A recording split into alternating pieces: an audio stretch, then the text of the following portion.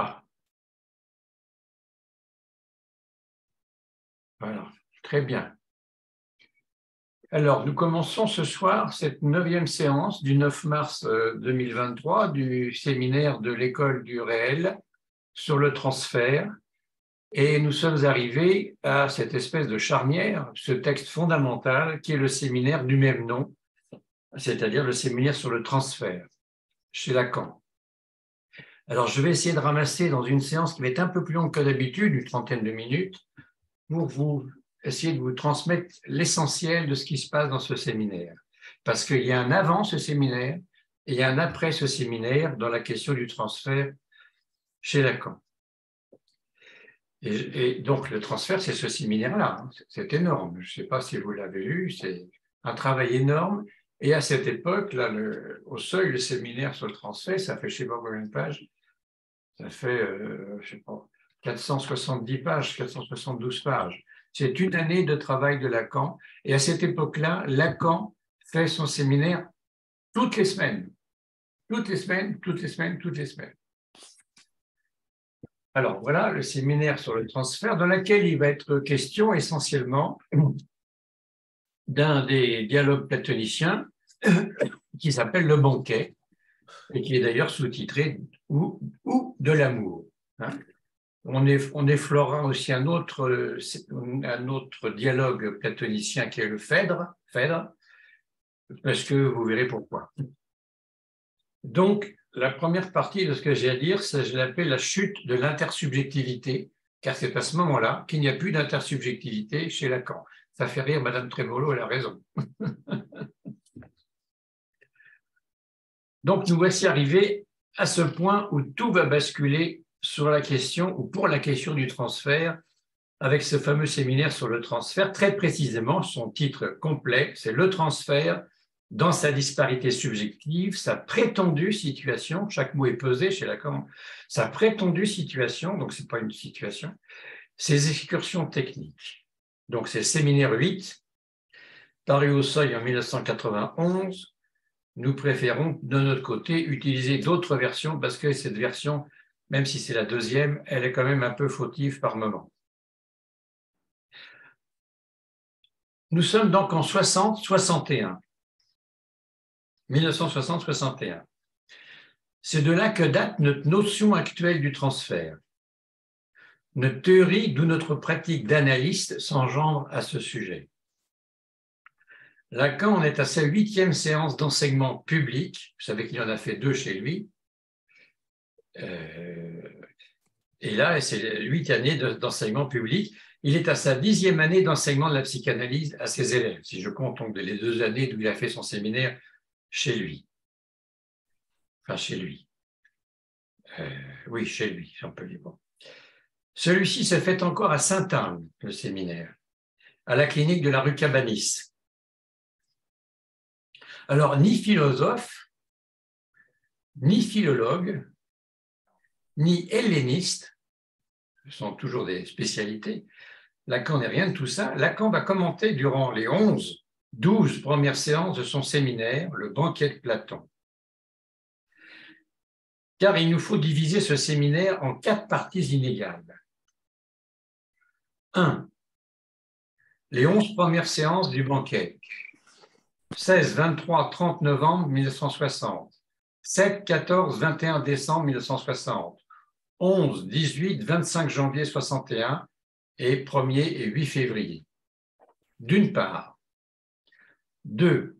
D'autre part, les 4 séances consacrées à la trilogie claudélienne. La trilogie claudélienne, ça vient de Paul Claudel, notre grand poète français chrétien. La grande trilogie historique, ça s'appelle. Vous savez, c'est 3 livres que vous pouvez lire, 3 romans. L'Otage, paru en 1911, Le pain dur, paru en 1918, et Le père humilié en 1920. Vous trouverez ça chez Gallimard depuis 1987. Donc, d'autre part, les 4 séances consacrées à la trilogie claudélienne, le 3, 10, 17 et 24 mai.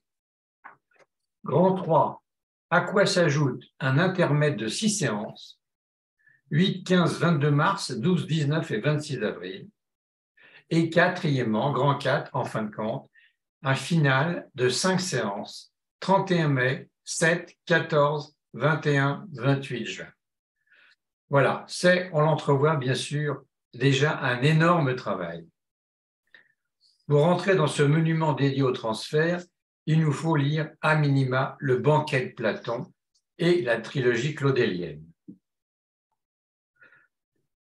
Lacan, à ce moment, possède tout. L'ensemble de ce qu'il appelle lui-même ses petites lettres. Grand S, sujet, grand S barré, le sujet, grand A, l'autre, grand A barré, grand S barré, poinçon petit a, la formule du fantasme, grand S barré, poinçon grand D, la formule de la demande, et grand S de grand A barré. Voilà. Tout cela, ça s'écrit, ça se lit mieux quand c'est écrit. Tout cela avec le schéma L, le schéma du bouquet renversé, le miroir plan et le miroir concave, on a un peu effleuré ces questions, et surtout, depuis le séminaire sur le désir, qui a précédé le transfert et qui a précédé l'éthique, sur le désir, il possède l'objet petit a. C'est sur cet objet A, sur cet objet petit a, que tout va se jouer maintenant concernant la question du transfert et la place que l'analyste doit y repérer, d'y opérer. Last but not least, c'est dans ce séminaire que va émerger le fameux sujet supposé savoir lors de la séance du 3 mai 1961, la première séance consacrée à la trilogie claudélienne. Il va donc s'agir très précisément maintenant, et on pourrait dire enfin, d'interroger quoi? D'interroger le désir du psychanalyste. Avec quoi? Avec la question de l'amour. L'amour grec, à la grecque. Qu'il soit à la grecque a moins d'importance en fait qu'il soit grec. C'est-à-dire qu'il s'agit d'un amour avant l'amour à la chrétienne, comme il en sera question au moment de la trilogie claudélienne. Et c'est-à-dire qu'il soit grec veut dire que l'amour n'est pas sans le désir. C'est un amour-désir, avec un trait d'union si vous voulez, un amour-désir, un amour selon la loi du désir. C'est ce désir qui lui permet de vivre. C'est donc le contraire de ce qui a été retenu habituellement dans le public de l'amour platonicien. L'amour platonicien, c'est les autres, sauf Socrate précisément.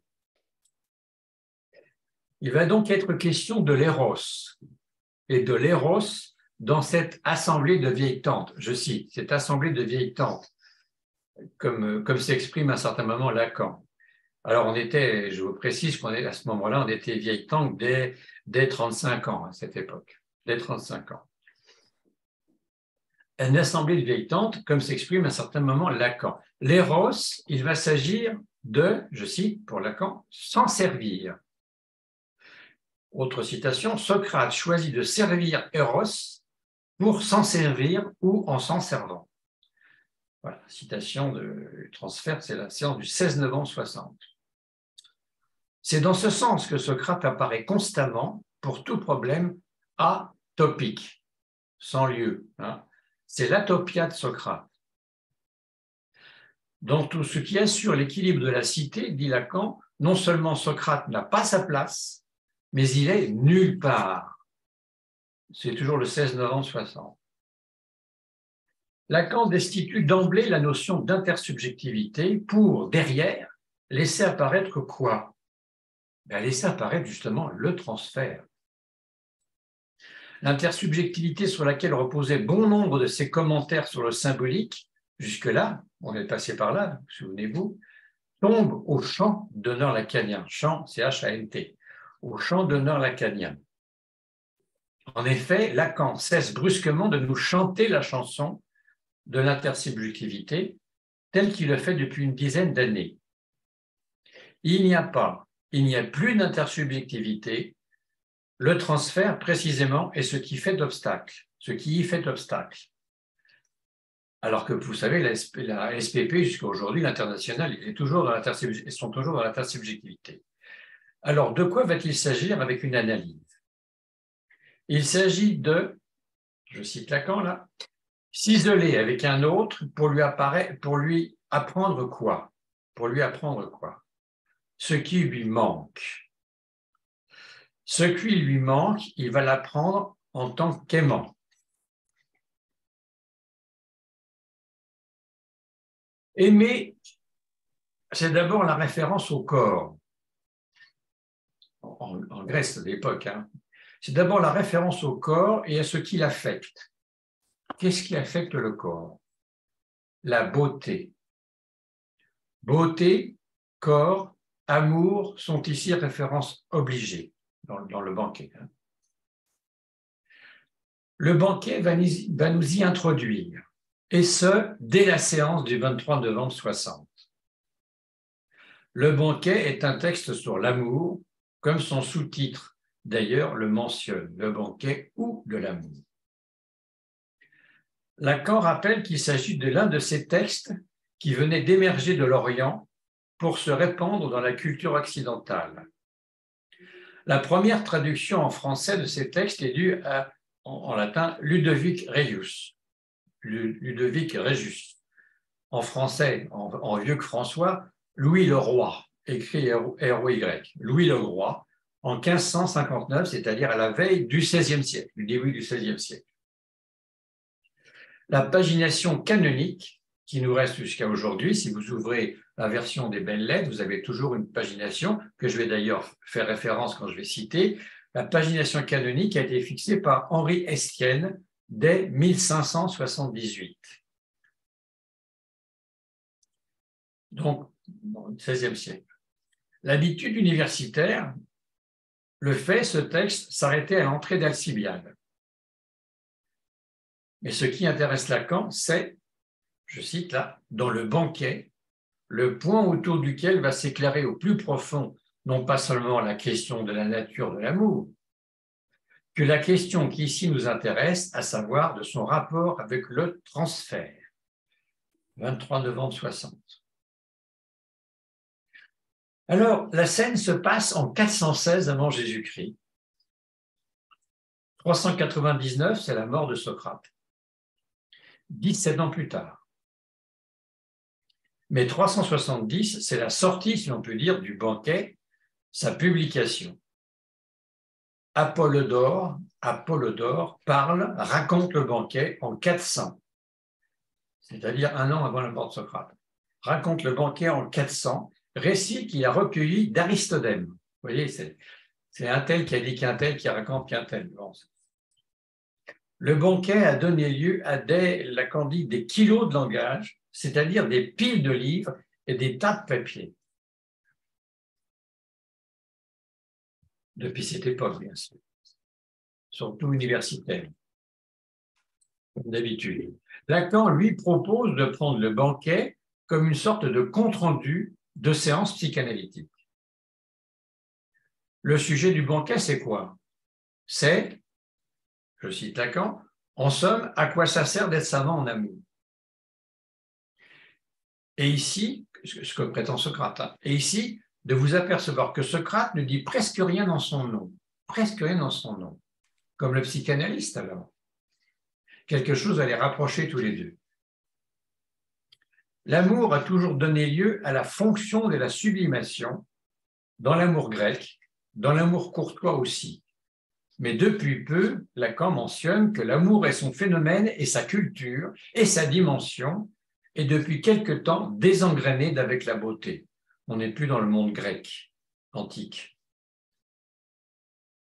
L'amour, toujours, est un sentiment comique. Vous connaissez cette phrase de Lacan, qui va répéter tout le temps. L'amour, c'est donner ce qu'on n'a pas.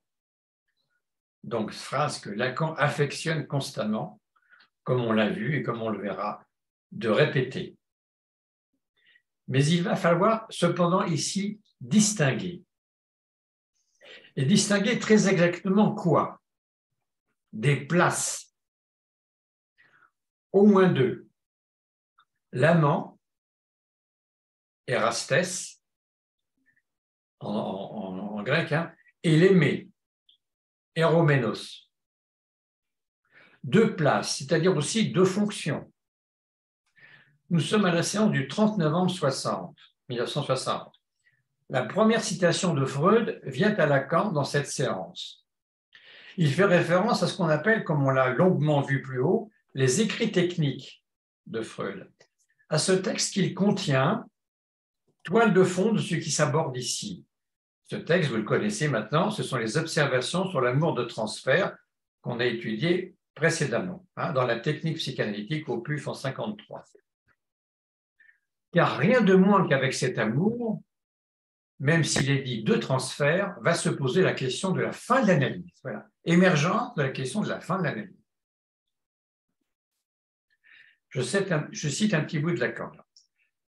Celui qui vient nous trouver, par principe de cette supposition qu'il ne sait pas ce qu'il a, entre parenthèses, déjà là est toute l'implication de l'inconscient du « il ne sait pas » fondamental, et c'est par là que s'établit le pont qui peut relier notre nouvelle science à toute la tradition du « connais-toi toi-même ». Alors, on connaît ce principe qui est inscrit au frontispice de Delphes. Socrate, d'ailleurs, en développe le commentaire, l'adressant à Alcibiade. Dans cet autre dialogue de Platon, Alcibiade, Paris, belle lettre, les belles lettres, tome 1, 59, collection Budet, et la ligne 124b, vous voyez la notation d'Oriestienne.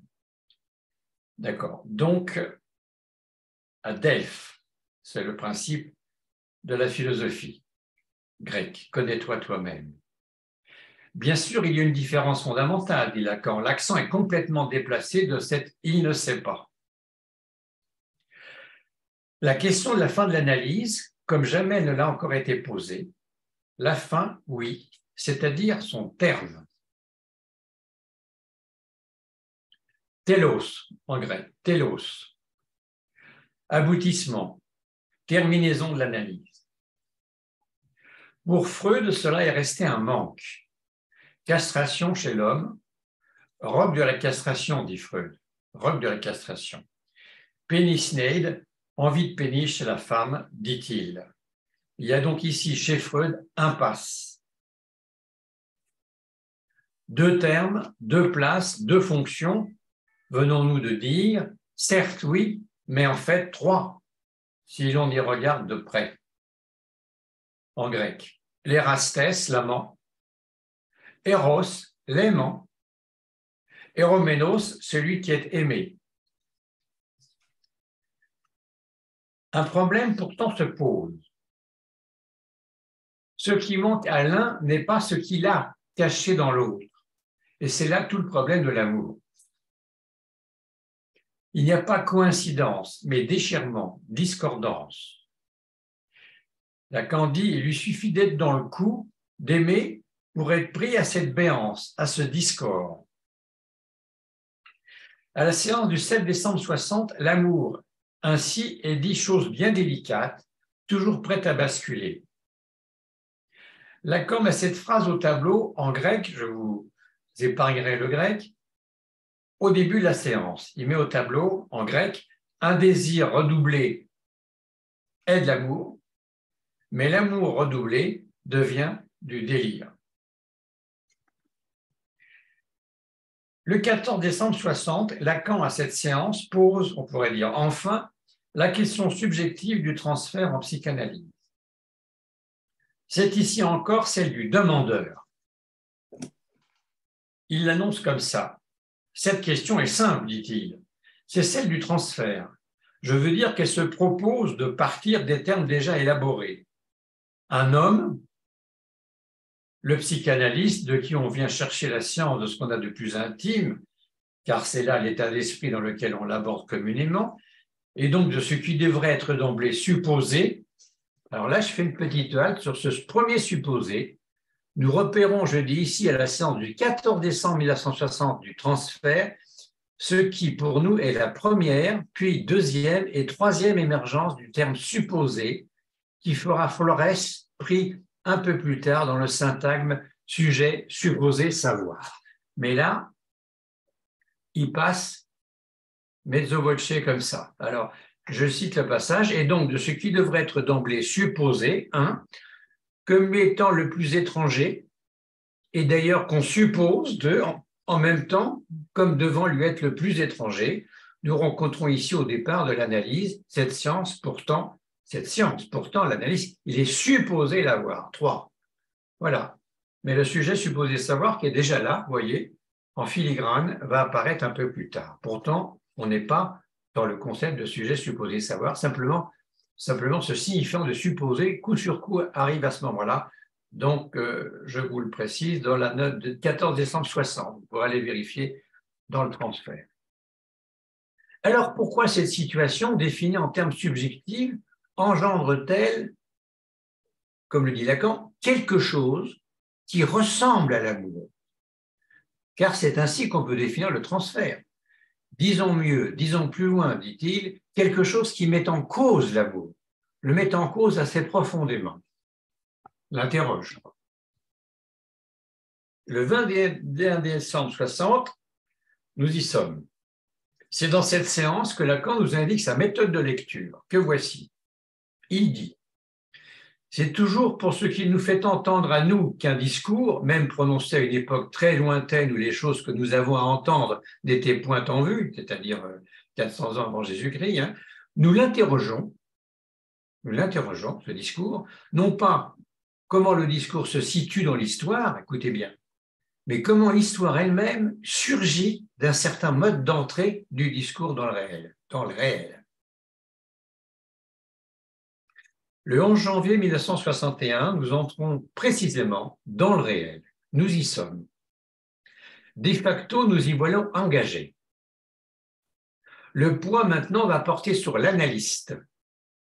Cette histoire folle qu'elle analyse, comme il disait lui-même Lacan, cette histoire folle qu'elle analyse, son poids, tout son poids, va porter sur l'analyste, enfin mis à la question, c'est-à-dire à la torture. La bascule s'opère ainsi. Lacan est amené à parler de quoi? Eh bien, tout simplement, entre guillemets, tout simplement, du désir de l'analyste.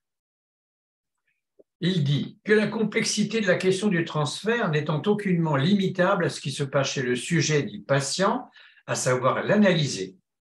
Et par conséquent, la question se pose d'articuler d'une façon un petit peu plus poussée qu'il n'avait été fait jusqu'à présent, dans toute l'histoire de la psychanalyse, qu'il n'avait été jusqu'à présent, ce que doit être le désir de l'analyse, ce que doit être. Les coordonnées que l'analyse doit être capable d'atteindre, simplement pour occuper la place qui est la sienne, laquelle se définit comme la place qu'il doit offrir vacante au désir du patient pour qu'il se réalise comme désir de l'autre. La place qu'il doit offrir vacante au désir du patient pour qu'il se réalise comme désir de l'autre. Grand A. Alors, Socrate, dans tout cela, au congrès de Royaumont des 19 et 23 septembre 1960, alors là, je vous cite la référence, c'est le texte de Lacan qui dit dans ce congrès de Royaumont, c'est que vous trouvez dans les écrits, c'est subversion du sujet et dialectique du désir dans l'inconscient freudien. Donc, écrit Seuil, 66, page 793-827. C'est surtout la page 825 dont je vous parle, qui a eu lieu dans le cadre des colloques philosophiques internationaux qui étaient organisés par le philosophe Jean Val. C'était Jean Val qui invitait tout ce monde. Et donc, c'est le texte de Lacan, Subversion du sujet, etc., qui est un texte fondamental. Donc, on en est là dans cette histoire des 19 et 23 septembre, le congrès de Royaumont. Au congrès de Royaumont, Lacan affirme que la place d'où opère Socrate a à voir avec celle de l'analyste, ou, plus précisément, Socrate la tient en tant, et c'est là qu'il va dire cette expression, Socrate la tient, cette place, en tant que précurseur de l'analyste. Voilà. Précurseur. Pourquoi? On va essayer d'exprimer ça. La version Seuil, d'ailleurs, imprime précurseur de l'analyse, santé. Santé, comme on dit, pas comme on dit quand on prend l'apéritif santé dans le sud de la France, la santé, non. Santé sans la lettre T. je pense que pour d'autres versions, c'est bien précurseur de l'analyste que voulait dire que dit Lacan. Bon, précurseur de l'analyse, on ne voit pas très bien ce que ça veut dire. Bon, précurseur de l'analyste, car comme l'analyste, il dit ne rien savoir, ne savoir rien plutôt, si ce n'est ce qui concerne le désir. Ça, c'est Socrate. Hein, voilà. Ne rien savoir d'autre que les choses de l'amour. Il y a une autre version aussi. Platon, donc le banquet ou de l'amour, 177D, traduction Léon Robin et M.J. Moreau, Paris Gallimard, folio, essai, vous l'avez en folio, alors, essai 73, page 36. Donc voilà, c'est ça, ne savoir rien si ce n'est ce qui concerne le désir, c'est la phrase de Socrate, tout le temps, tout le temps, tout le temps. Je ne sais rien, mais sur le désir, sur l'amour d'ailleurs, sur le désir-amour, ça, je suis savant. Et bien entendu, Socrate est celui qui jure auprès de tous les autres, et leurs tartines de miel, qu'on va voir maintenant, qui font donc les éloges de l'amour, Phèdre, Pausanias, Eryximach, Aristophane et Agathon. Voilà, c'est donc un banquet qui a lieu entre ces intellectuels-là. Alors, comme je vous ai dit, premièrement, je vous ai dit la chute de l'intersubjectivité, elle a chuté. Maintenant, le deuxième paragraphe, aussi, c'est on va arriver à l'acmé de, en grec, l'oudenon. Qu'est-ce que c'est que l'acmé de l'oudenon? Alors, comment les définir, ces tartines de miel, Phèdre, Pausanias, Eryximach, Aristophane et Agathon? Comment les définir dans un langage moderne? Bien, Phèdre, c'est le théologien. Il tient le discours du religieux, de la religion, de toute religion.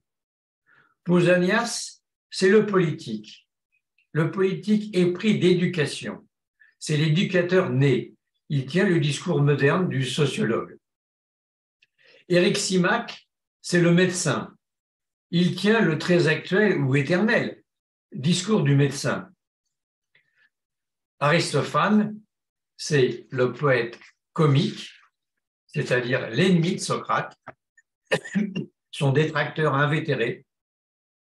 Et enfin, Agathon, c'est le poète tragique. C'est celui qui a invité tout le monde, qui vient d'avoir le prix de tragédie. Quelle est l'image princeps de l'amour? C'est celle de la coupe pleine, disent les convives là, que je viens de citer. La coupe pleine, 175D, la référence estienne. Car l'amour ne peut être que manque de rien. La coupe pleine, donc. Aristophane dit qu'il se représente cette totalité qui n'a pas de faille, cette sorte de figure de complétude, de la complétude, par la sphère.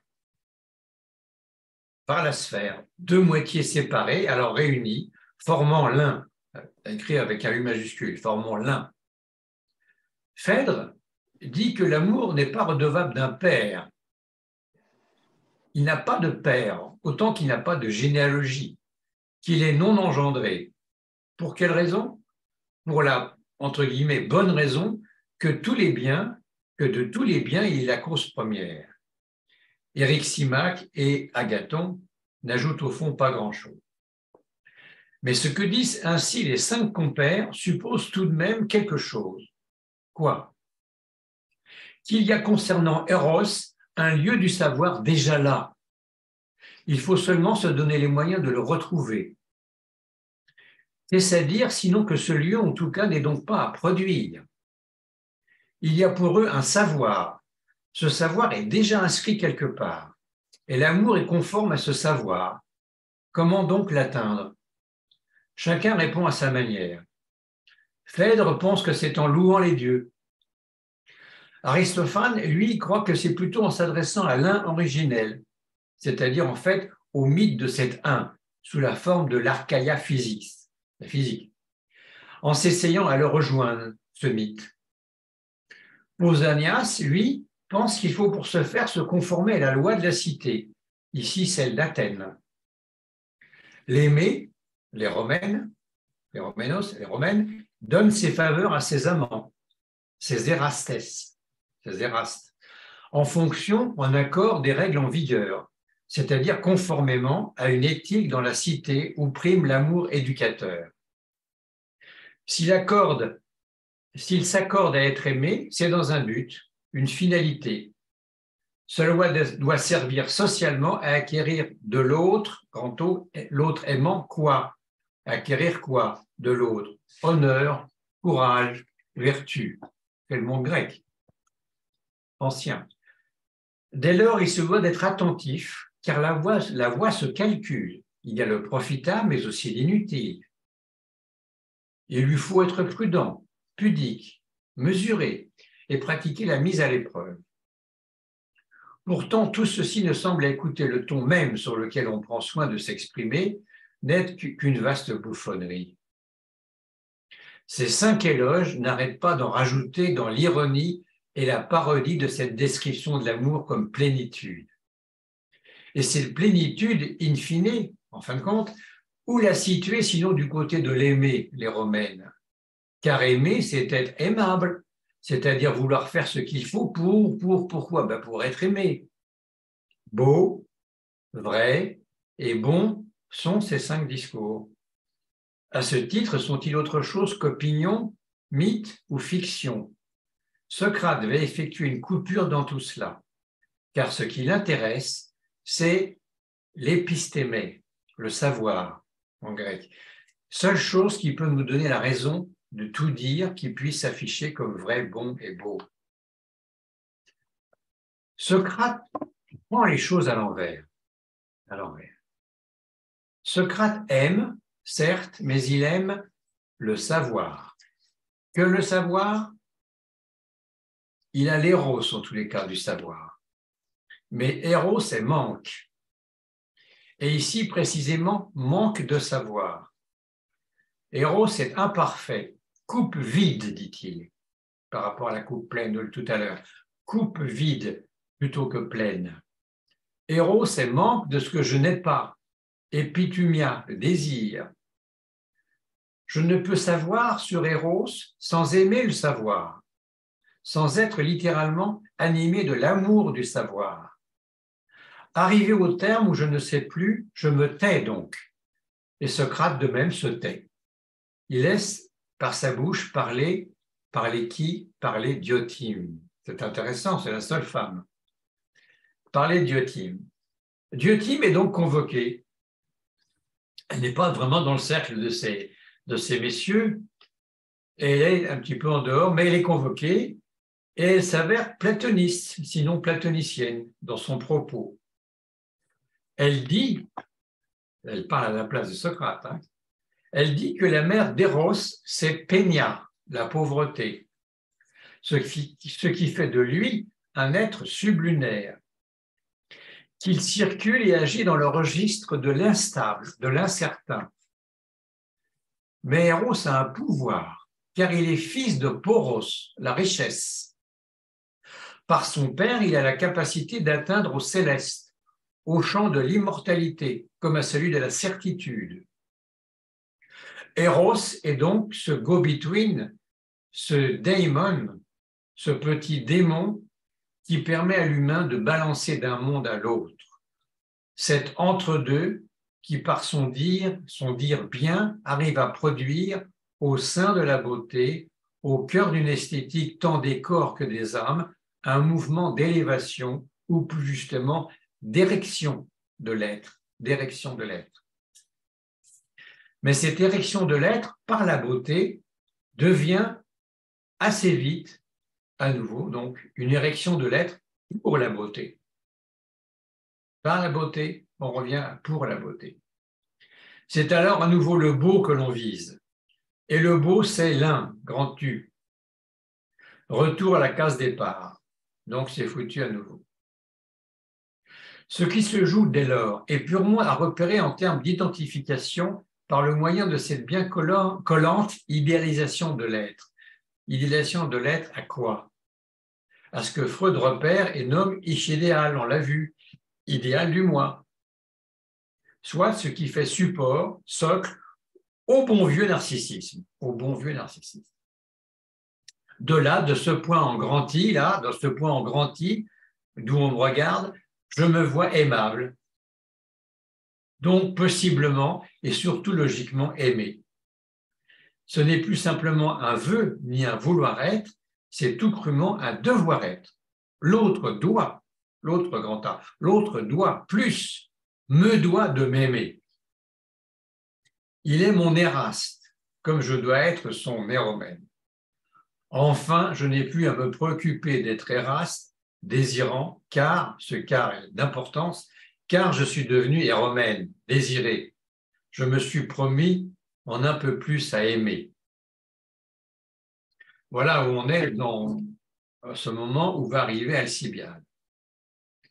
C'est donc maintenant l'arrivée d'Alcibiade qui va foutre tout en l'air dans ce jeu. Il est complètement aviné, Alcibiade, il est complètement saoul. C'est l'arrivée d'Alcibiade. Il entre et fiche tout par terre. Alcibiade est remarquable en ceci qu'il ne nous parle pas d'Éros. Ainsi, il ne rajoute pas un 6e éloge sur l'amour. Il dit son désir-amour d'Éraste pour son éromène de Socrate. Car Alcibiade nous dit ce qui s'est produit en lui. Qu'est-ce qui s'est produit en lui? Tout bonnement, un transfert. Surgit ce transfert sur le mode, ajouterons-nous ici, de la formule lacanienne du désir. Je vous la rappelle, le désir du sujet est le désir de l'autre, grand A. Phrase bien sûr ambiguë, équivoque de Lacan, qu'on peut retourner dans tous les sens. Mais il y a au moins un sens qu'on entend bien, le désir du sujet est le désir de l'autre. On y reviendra bien sûr. La définition générale du transfert issue de Freud est reformulée par Lacan. Le transfert, c'est ce qui met en place, ce qui se met en place chaque fois qu'un sujet s'adresse par la parole authentiquement à l'autre grand A, ce qui entraîne une constante réinscription du sujet. Va ici se préciser. Précisons donc. À la question, d'où vient ce fichu transfert? La réponse va être, pour la première fois, il vient du désir de l'analyste, de tel ou tel analyste qui vient à occuper la vacante place du désir de l'autre. C'est là la réintroduction d'un désir, la réinjection du désir de la machinerie du sujet l'autre, qui permet la réalisation, l'effectuation d'un transfert en termes latins, c'est-à-dire aussi d'une métaphore. C'est le même mot en termes grecs. Il faut oublier que c'est les mêmes mots. Hein. Transfert, métaphore de l'amour. C'est-à-dire en fait d'un changement ou plutôt d'une substitution de place. L'analysant de vouloir être aimé, c'est ça un analysant névrosé qui vient, il pleurniche, il pleure, il pleurniche, il pleure, tout, de vouloir être aimé dans sa vie, ça ne marche pas. L'analysant de vouloir être aimé et s'épuisant dans le monde à cette tâche, va se voir devenir aimant. Mais Éraste de qui? Eh bien de son analyste, bien sûr. En principe pour un temps, celui de son analyse. En principe. On verra ça après. Chose curieuse qui ne laisse pas d'étonner, pour que se réalise ceci, il faut que l'un et l'autre, l'analyste et l'analysé, ne sachent pas pourquoi. Pourquoi quoi? Pourquoi, d'une part, l'analyste ne sait pas en quoi il devient l'aimé de l'analysant pas moins ou pas plus, ne le sait. Au départ. Analysant et analyste recèlent un objet petit a pour l'autre, mais lequel? Quelque chose se passe à la rencontre, dans la présence, qui fait dire ici qu'il n'y a pas pure répétition, mais qui se produit un agiron, nouvellement apparu. Il y a innovation, quelque chose de nouveau. Le passé refoulé n'est pas simplement symbolisé, il y a réellement du neuf.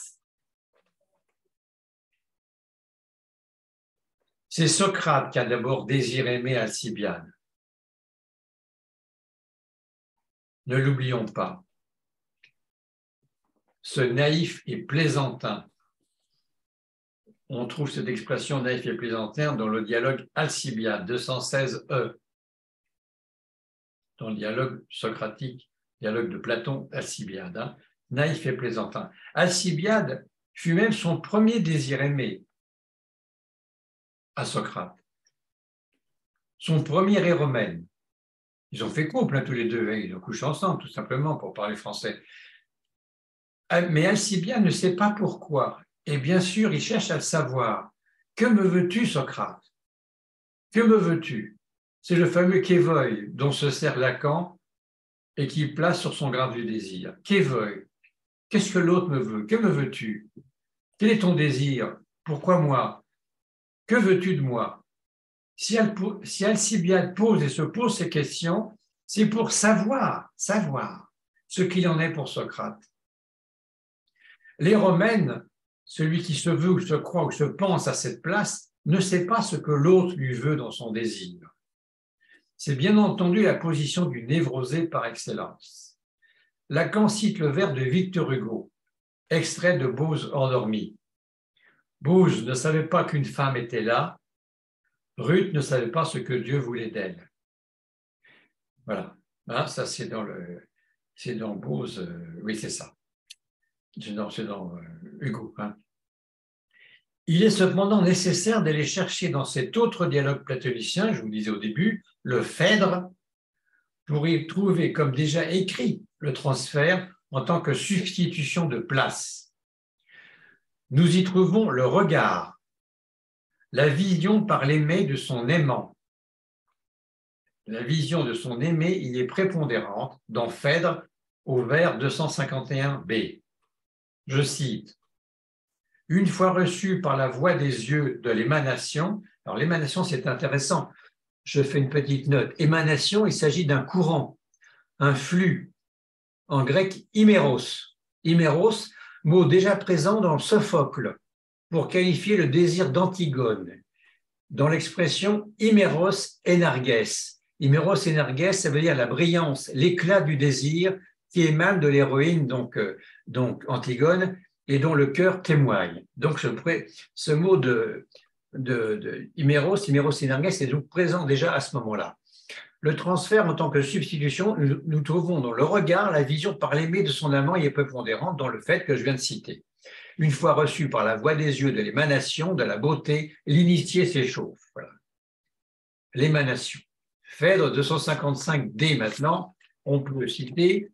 Pareil, la suite, pareil au souffle ou au son que des surfaces lisses et résistantes font rebondir et renvoient en sens inverse à son point de départ, ainsi le courant, à nouveau ce terme de courant, iméros donc, ainsi le courant qui est venu de la beauté chemine en sens inverse par la voie des yeux vers le bel objet. Voilà. Ainsi, je continue, j'ai 3-4 lignes, à son tour, l'âme de l'éromène est pleine d'amour. L'âme de l'aimé est pleine d'amour. Le voilà qui aime, mais quoi? Il en est bien en peine. Il ne sait même pas ce qu'il éprouve. Il ne peut pas davantage en rendre compte. C'est comme s'il avait d'un autre attrapé une ophtalmie. Il n'est pas à même de rien alléguer, ce qu'il explique. Il ne sait pas que dans son éraste, son amoureux, son amant, comme dans un miroir, c'est lui-même qu'il voit. La Grèce du 5e siècle avant Jésus-Christ. Ce n'est pas nouveau. Dans le banquet, revenons au banquet, dans le banquet de la confession publique d'Alcibiade, la confession publique d'Alcibiade reprend sur ce point. Allons au fait. Il a invité Socrate pour le séduire au cours d'un dîner privé. Il espère à cette occasion, donc Alcibiade, qu'il s'ensuivra naturellement de passer la nuit ensemble. Il pense qu'ayant séduit Socrate par sa jeunesse et sa beauté, Alcibiade, celui-ci donnera des signes de son amour. Lacan, après Platon, nous dit crûment, excusez-moi, quels sont ces signes? Bandés pour lui. Bon, Platon et Lacan étaient crus, mais bon, c'est clair pour tout le monde. Mais voilà, Socrate ne répond pas. Plus exactement, il ne répond ni oui ni non sur l'amour. Socrate, pour faire fonction d'analyste, de précurseur de l'analyste, Socrate ne doit pas répondre avec ses signes. Sinon, c'est foutu. Alcibiade restera à tout jamais, point d'interrogation, mais sans doute à tout jamais l'aimé. Il ne pourra jamais devenir aimant ou amant. Dans ce cas,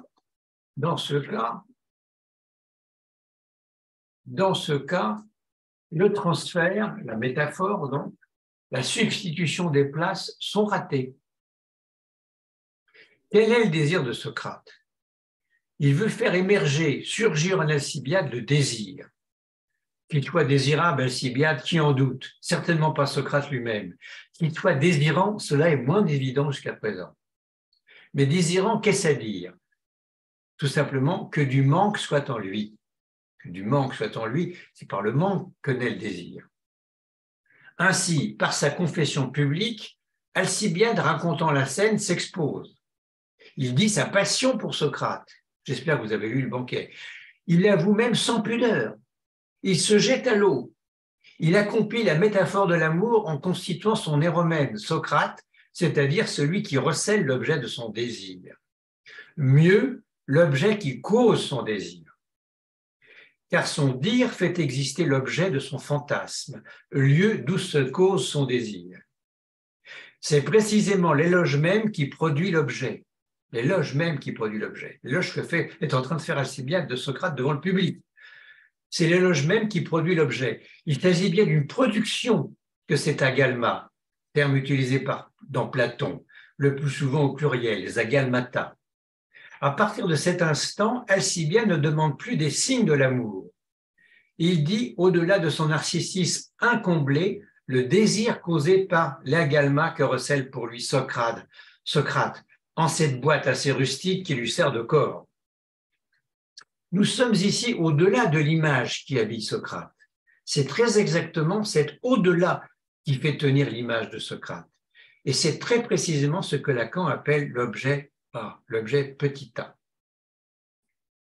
Le transfert à cette enseigne du banquet est donc dans l'analyse aussi une substitution de place. Le névrosé qui ne cesse de vouloir être enfin l'aimer, c'est-à-dire ce qu'il a toujours cherché à être pour l'autre, grand A, au prix constamment payé de la déception et de l'échec rencontré tout au long de sa vie, va se voir progressivement ou brusquement parfois devenir désirément, à condition que quoi? Que l'analyste ne réponde pas à sa demande d'amour. Ou plus exactement en suivant Socrate en ne lui montrant aucun signe probant. Car c'est encore plus qu'un toujours énigmatique amour, des signes de celui-ci que veut obtenir, que réclame à corps et à cri le dit névrosé, pour s'en repaître et se figer dans cette place passive d'éromène, d'aimer. Voilà, mes bons amis, comme disait Lacan. Cependant, Socrate va répondre à l'éloge d'Alcibiade. Qu'est-ce que Socrate va répondre? Lacan commence sa réponse dans la séance du 8 février 1961. Que dit Socrate à Alcibiade? Et on va s'arrêter là-dessus parce qu'on va continuer les séances suivantes. Il dit en grec « ouden on ». Ouden on, c'est difficile à traduire. Ça a été traduit de plusieurs manières. Je vais vous dire les différentes manières, les essentielles, mais c'est traduit par « je ». Rien entre crochets, je étant, rien, je étant. Alors, dans une revue disparue aujourd'hui, Littoral, de juin 1984, qui s'appelait, avec un colloque qui s'était appelé Traduction de Freud, transcription de Lacan, il était proposé par la psychanalyste très lettrée Daniel Arnoux, dans son article sur la transcription, page 80 et 82 de cette revue, l'établissement critique suivant. Mais, dit Socrate, détrompe-toi, examine les choses avec plus de soin, de façon à ce que je ne te trompe pas. Ce « je », entre crochets, ce « je » n'étant à proprement parler rien.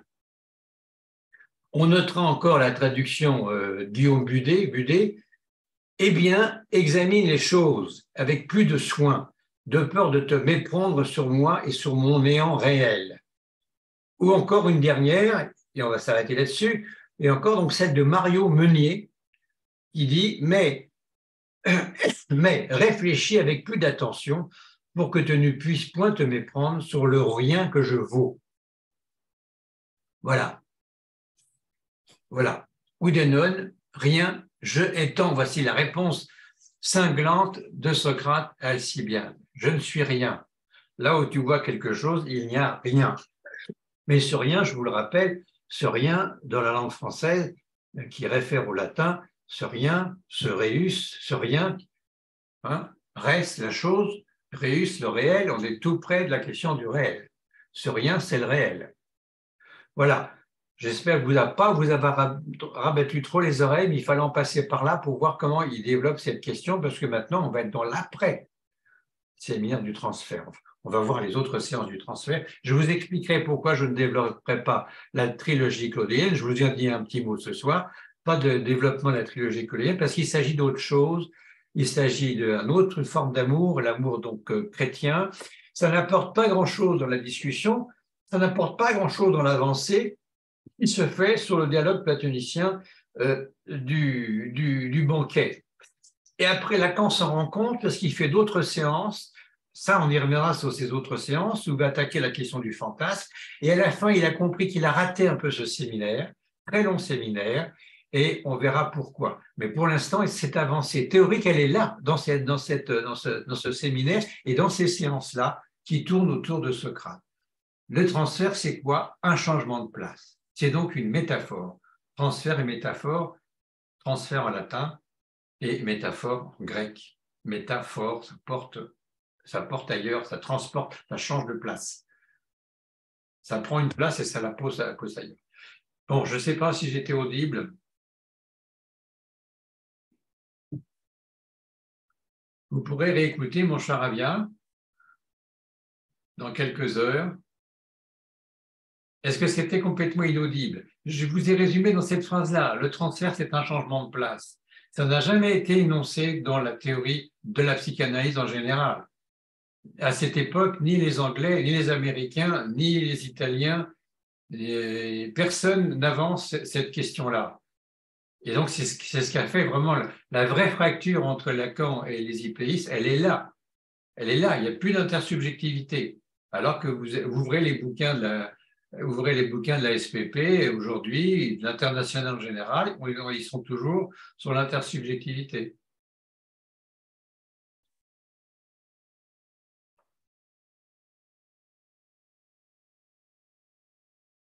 Il n'y a pas beaucoup de monde en caméra là, on est 6.